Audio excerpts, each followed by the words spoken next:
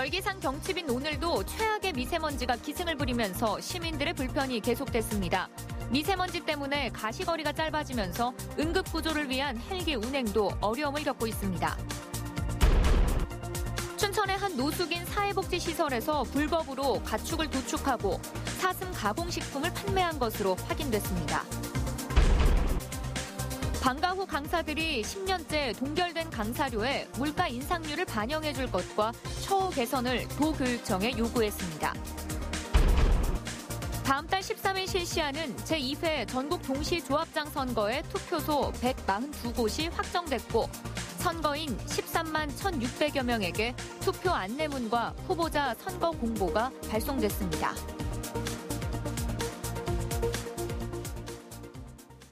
시청자 여러분 안녕하십니까? 절기상 경칩인 오늘도 최악의 미세먼지가 기승을 부리면서 시민들이 큰 불편을 겪었습니다. 오늘 미세먼지 평균 농도는 세제곱미터당 춘천이 176, 홍천 181, 양구 161, 철원 150, 화천 163 마이크로그램 등으로 매우 나쁨 수준을 보였습니다. 고농도 미세먼지는 내일부터 북동풍의 영향으로 서서히 거칠 것으로 보입니다. 오늘 저녁부터 영동 지역에서 비가 시작되고 내일 아침까지 영서 지역에는 5mm 미만의 약한 비가 내리는 곳이 있겠습니다. 또 산지에는 5에서 10cm 정도의 눈이 내리겠습니다.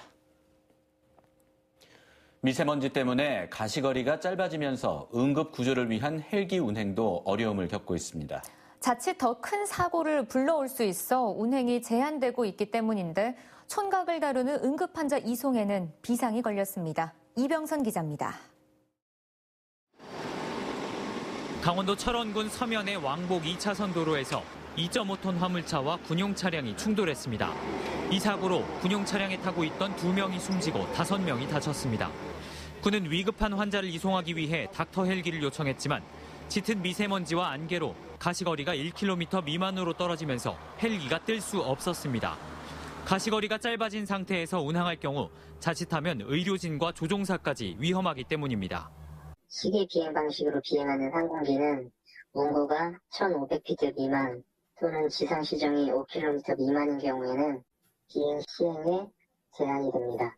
극심한 미세먼지에 안개까지 겹치면서 지난 6일 동안 4번이나 구조 요청에 응하지 못했습니다. 미세먼지로 인해 헬기 운항을 할 수 없어 어려움을 겪는 것은 비단 병원만은 아닙니다. 대형 산불의 주 진압대인 소방항공구조대도 최소 가시거리를 3.2km로 잡고 있는데 최근 가시거리가 3km도 채 안 되면서 지상화재 진압만 가능한 상태입니다. 지난 일주일간 전국에서 10년 평균보다 2.6배가 많은 36건의 산불이 발생하는 등 산불 위험 단계가 높음으로 격상된 상황이어서 불안감을 키우고 있습니다. 이 기본적인 최소 시정하고 운구가 확보가 돼야 헬기 운항의 안전이 확보가 되니까 그 임무를 할 수 없는 조건이죠. 최악의 미세먼지가 응급 상황의 대응도 어렵게 하고 있습니다. MBC 뉴스 이병선입니다. 춘천의 한 사회복지시설에서 불법으로 가축을 도축하고 사슴 가공식품을 판매한 사실이 확인됐습니다. 불법 도축을 장애가 있는 노숙인들과 함께했다는 증언도 나와 파문이 일고 있습니다. 백승호 기자가 취재했습니다. 정신장애와 지적장애 등이 있는 노숙인 80여 명이 모여 사는 춘천의 한 사회복지시설입니다. 노숙인 요양시설인데 시설 안쪽에는 사슴 40여 마리를 키우는 사육장이 있습니다. 또 다른 공간, 잘라놓은 사슴뿔, 녹용이 냉장고에 가득합니다. 즙을 내는 중탕기도 설치되어 있습니다. 이 시설은 꽃사슴 중탕과 녹용 중탕을 각각 25만 원과 30만 원에 팔았습니다. 노숙인 요양시설에서 왜 이런 일을 했을까? 노숙인 요양시설 측은 사슴 농장 운영을 노숙인들의 정서 안정화 프로그램 중 하나라고 말합니다. 원내에서 소득 활동을 해서 자금을 만들어서 사회로 다시 복귀를 할 수 있는 취지로다가 프로그램을 시작을 했던 거예요. 그런데 사슴 농장과 녹용 가공 시설 모두 무허가 시설로 확인됐습니다. 이곳에서는 불법 도축도 이뤄졌습니다. 사슴을 잡고 고기를 자르는 등의 불법 도축 작업도 노숙인들과 함께했다는 증언이 나왔습니다. 선생님이 칼로 이렇게 피를 뺀다고요. 그래갖고 내가 부탄 그걸로 이게 지저대보는 거예요. 이제 다 지저대면 이제 우리가 물로 이렇게 싹싹 수세미로 닦거든. 노숙인들의 정서 안정 프로그램 운영보다는 수익을 위한 농장이었다는 의혹이 나올 수 있는 대목입니다. 이 시설에서 녹용과 사슴 중탕을 팔아 벌어들인 수익은 매년 2천만 원 정도. 문제가 불거진 직후 농장 운영을 책임졌던 직원은 퇴사했고 연락도 되지 않는 것으로 알려졌습니다. 그 수익을 가지고 회원분들의 참여 훈련비로 지급이 된 걸로 알고 있고요. 담당 사육사님이 회원분들을 모시고 여행을 다닌다던가. 현재 경찰은 불법 도축 등에 대한 고발을 접수받고 이 시설에 대해 수사를 벌이고 있습니다. 이 요양시설은 한 종교단체가 춘천시에 위탁받아 30년 넘게 운영 중입니다. 춘천시 장애인 부모연대는 장애 노숙인들에 대한 인권 침해 우려가 크다며 책임자 처벌과 재발 방지 대책을 촉구하고 있습니다. MBC 뉴스 백소입니다. 방과후 강사들이 강사료 현실화를 요구하며 기자회견을 열었습니다. 이들은 강사료가 10년째 동결 상태라며 강사료의 물가 인상률을 반영해야 한다고 주장했습니다. 이재규 기자가 취재했습니다. 도내에서 활동하는 방과후 강사는 모두 5천여 명, 전국적으로 13만 명이 넘습니다. 사교육비를 줄이고 질 좋은 교육 프로그램을 제공하겠다며 2006년부터 실시된 제도입니다. 이들이 피켓을 들고 강원도 교육청을 찾았습니다. 강원도교육청은 강사료 인상에 물가 인상률 최소한 반영하라. 반영하라. 이들은 시간당 3만 원 수준이었던 강사료가 10년 넘도록 제자리 걸음을 하고 있다고 주장했습니다. 특히 지난 2015년 강원도 교육청이 강사료 책정 방식을 시간당 지급으로 변경하며 수입이 절반 수준까지 떨어졌다고 말했습니다. 시간당 강사료로 바뀌었을 때는 반이 거의 줄었다고 보면 돼요. 수익이요? 네, 수익이. 이에 대해 강원도 교육청은 소비자 물가 상승률에 맞춰 강사료를 인상할 것을 각 학교 측에 권고했지만 최종 결제 권한은 각 학교장에게 있다고 밝혔습니다. 하지만 최근 3, 4년간 강사료 지급 자료 등을 조사해 현황이 어떤지 확인해보겠다고 덧붙였습니다. 이들 외에도 정식 교원이 아닌 비정규 형태로 학교에서 근무하는 교육 공무직은 도내에서만 65개 직종 8,000명에 가깝습니다.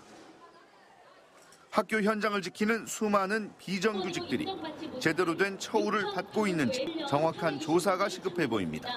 MBC 뉴스 이재규입니다. 도내 중고등학교 신입생에게 교복을 지원해주는 사업이 확대되고 있습니다. 지난해 교복비 무상 지원 사업을 펼친 정성군은 올해 체육복도 지원합니다. 홍한표 기자가 보도합니다. 지난 2010년 전국에서 최초로 모든 학생에게 친환경 무상급식을 시행했던 정성군. 지난해부터 중고등학교 신입생 모두에게 교복비를 지원했고 올해는 체육복 구입비를 지원합니다. 2억 1,500만 원을 들여 16개 학교 1,800명을 지원하기로 한 겁니다. 무상교육을 실시함으로 인해서 지역 인재가 이제 외부로 유출되는 것을 방지하는 걸 목적으로 하고요. 또 우리 정성군 지역의 미래 인재를 키우기 위한 목적입니다. 지난해 정성과 철원을 시작으로 학생들에게 교복을 지원하는 지자체가 확대됩니다. 태백시의 경우 조례안이 통과되면 학생 1인당 25만 원을 책정해 모두 720명에게 1억 8천만 원을 지원합니다. 태백시 의회 추경 예산 확보 및 조례 제정을 통해서 본 안건들이 통과가 되게 되면 본 예산에 대해서 학생들을 지원하게 됩니다. 또 삼척과 양양, 홍천, 횡성, 화천, 양구도 올해 교복비를 지원할 계획입니다.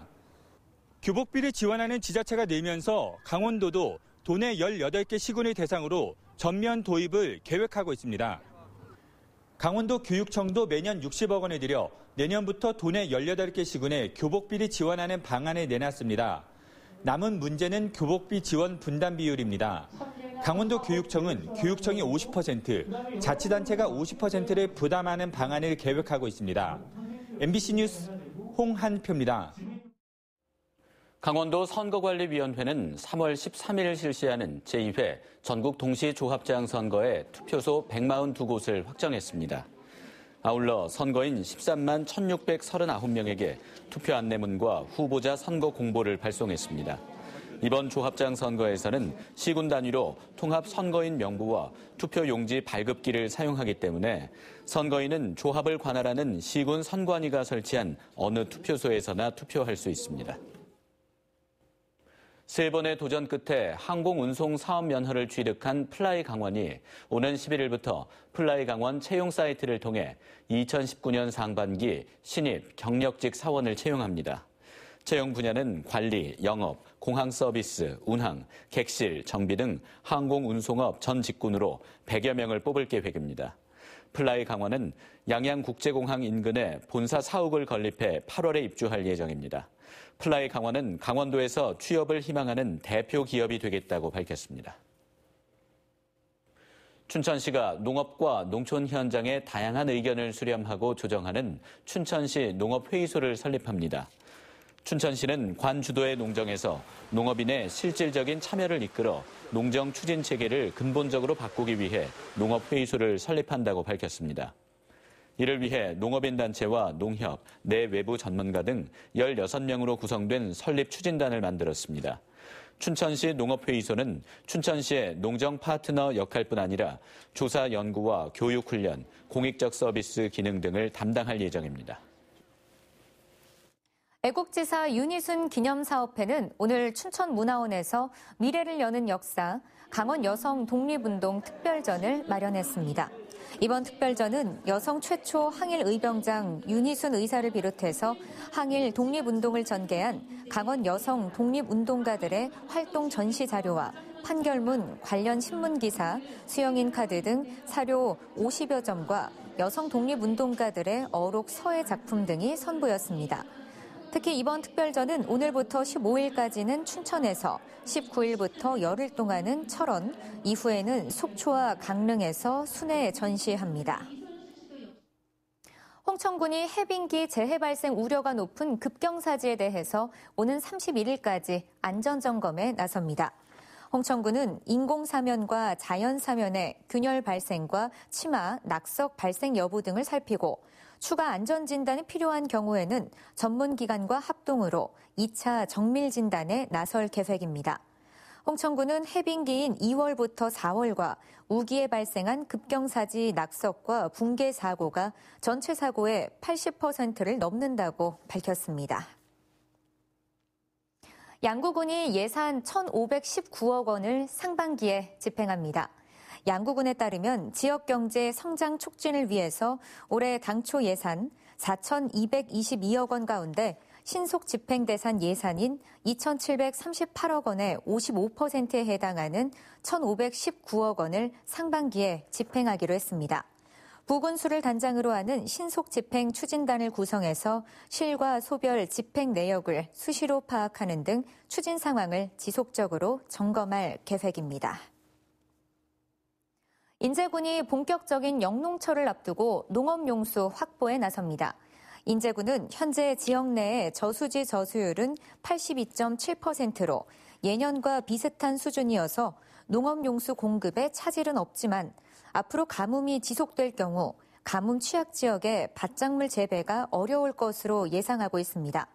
이에 따라 68억 원의 예산으로 올해 수리시설과 관정, 간이 양수장 설치 등 농업용수 부족 사태에 대한 선제적 가뭄 대책 사업을 추진합니다.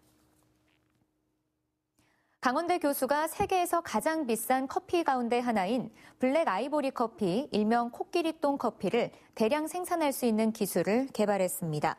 강원대 농생대 강원희 교수는 기존 생산 방식을 개선해 생산량을 4배가량 늘렸고 지난달 네팔 현지에서 시험 생산까지 성공적으로 마쳤습니다. 블랙 아이보리 커피는 코끼리의 배설물에서 골라낸 원두로 만든 커피로 1kg에 $1,800의 가격으로 팔리는 세계에서 가장 비싼 커피 중 하나입니다. 춘천시 봄내 장학재단이 올해 상반기 장학생을 선발합니다. 선발 인원은 A형과 성적 우수, 특기와 주소 이전 등 4개 분야 100여 명입니다. 뉴스를 마칩니다.